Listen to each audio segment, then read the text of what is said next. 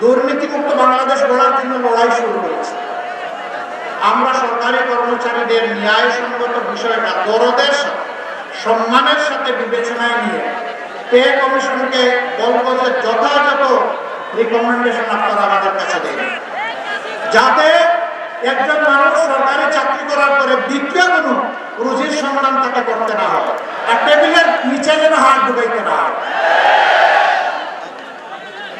এরপরে যারা সততার রাস্তা ছেড়ে দেবেন। সানবিট সব দিবে সামাল। সানবিট ম্যাজিক প্রেস ডিশওয়াশিং এর মাথা ঘোরানোর সলিউশন। সংশোধনের জন্য চেষ্টা করব, সংশোধন না হলে কঠোর অবস্থান নেব।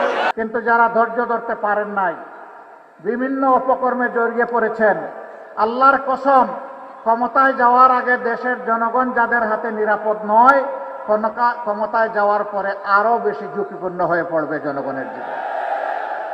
মানুষ বুঝতে পেরেছে, তাই সারা বাংলায় এখন বাঁধ ভাঙ্গা জোয়ার শুরু হয়েছে ন্যায় এবং ইনসাফের পক্ষে। শুধু নোয়াখালী না, আপনারা মনে করতে পারেন এটা বোধহয় শুধু নোয়াখালীতে না, সারা বাংলায় জনগণ দেখতে পাচ্ছে, আমরা যেখানে যাচ্ছি সেখানে মানুষের ভালোবাসা দেখতে পাচ্ছি।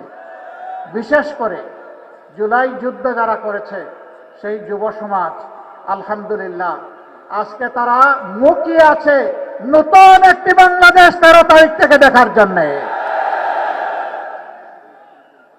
আজ যুবকরা সিদ্ধান্ত নিয়ে ফেলেছে, তারা কি আধিপত্যবাদের যারা দূষক তাদের পক্ষ নেবেন, নাকি আধিপত্যবাদের বিরুদ্ধে যারা মাথা উঁচু করে দাঁড়িয়ে আছে, বুক ফুলিয়ে দাঁড়িয়ে আছে তাদের পক্ষ নেবে।